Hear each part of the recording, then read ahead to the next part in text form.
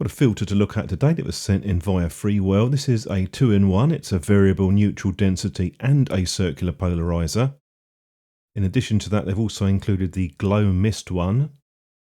Give you a quick unboxing. This is quite a nice case really. It's a hard case made out of that sort of artificial leather or pleather. Magnetic closing on the front, so I'll just open that up. There are some accessories that you get, so I'll just show you those. You get a Freewell branded clip or carabiner. Also give you a couple of spare thumb screws, and I'll come on to this a bit later on, but that is quite important. Here's your manual, warranty, and there's a lens cleaning cloth. Each of these filters has a divider, so it keeps them nicely protected. First up, this is the base cap. This is magnetic, and I'll show you that shortly, but it is quite nicely made, anodized aluminium. This is the magnetic filter thread, so that screws into the lens, and it's 82mm. Onto the 2-in-1 filter now. Again, anodized aluminium, so it's very nicely finished. There's a front magnetic cap that comes with this, and it has a ring that you can pull out. And you do need to use that because there is quite a strong magnetic force on this. I'll just show it to you attaching it to the lens. If you need a different filter thread, I will cover that one shortly. You will see that we do have a couple of thumb screws here, and it shows you the direction you turn them to lock them off. The reason we have that is because when you put it onto the magnetic ring, it holds in place, but you need to lock it off once you've adjusted the polarizing filter, and that is the ring that's closest to you, which you control via those two thumb screws. The idea of locking it off is that you can control the front ring, which is the variable neutral density strength. This is the first Freewell filter that I've looked at, but it's not compatible with the other ones. You need the V2 filters for this.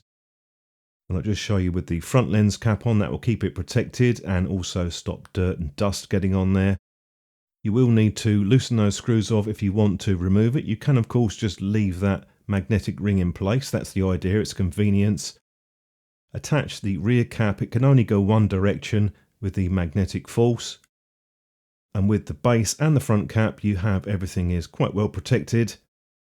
I'll quickly show you the glow mist filter. They do a few different filters. There's a snow mist as well. We'll just pull that out now. There's plenty of coatings on both of these filters. Really not going to see any problems with it with the testing, but I have done a few tests later on just to show you things. They only recommend one extra filter stacked on the front, but if you don't want to do that and you just want to use that filter on its own, what you can do is turn it around and it will screw into the magnetic base. That's a useful option, and I like that because you might not want to use the other filter effects with it. It's very secure, it won't come off by shaking. If you have put the other filter on the top though, just be aware that the cap doesn't really stay in place that well, so you do need to take that off. If you need to change the filter size, you can either use your own stepping rings or you can buy the magnetic ones from Freewell. That's an optional extra. Quick light test to see how much light we're losing with the filter in place. At the 3-stop setting, we're losing 2.3 stops, and the difference between 3 and 7 is 4 stops, so that is accurate.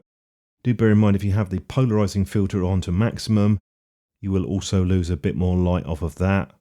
Quick resolution test just to see if we're losing any quality.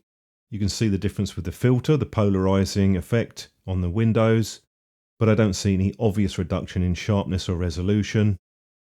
Quick flare test, and I found it did change slightly, but it didn't seem to introduce any major difference in terms of the flare.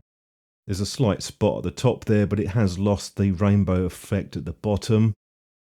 I wanted to see if there was any difference in terms of the color balance, so I've fixed it in camera. I did notice when you're at the 3-stop setting, it is slightly warmer and a slight magenta shift, and you get a larger magenta shift at the top setting. It's certainly correctable, but it is something to be aware of if you are changing the settings on the fly. You might want to check your color balance. Just a few samples to show it to you out and about in the field. It's possible to minimize the polarizer so it doesn't have any impact on the image if you don't want that, but you will always lose some light because of the neutral density filter. That may or may not be a problem for you. It's just something to bear in mind with these combination filters. Obvious difference in terms of the shutter speeds, which I can show you, and that's obviously going to be something of interest to both photographers and videographers. As far as the glow mist filter, In daylight, the effects are quite subtle. It does reduce contrast a little bit.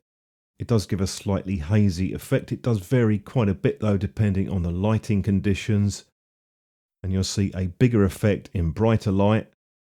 But really with a direct light source, such as the street lamp that I'm showing you here, that has a very big effect when you put the filter in place. And typically these filters are used primarily for that, where you get a more dramatic lighting effect. Gives it a different type of a feel, and it's useful for both video and photo users. Couple of drawbacks: you cannot, for obvious reasons, use a lens hood, so that's something to watch out for. My only real complaint in terms of the design are the thumb screws. I would have liked to have seen more resistance on the thread, or a design where they didn't come out too easily.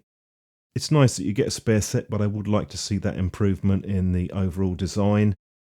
When I first got the filters, they were picking up quite a bit of very fine dust, but that seems to have calmed down. I assume that's static electricity because the filters are new. It seems to be okay now though. Freewell is saying that vignetting isn't an issue with stacking at 17mm or longer focal lengths. I'll have to take their word for that because I don't at the moment have an ultra wide that takes a filter. I have an ultra wide, but I can't fit a filter to it.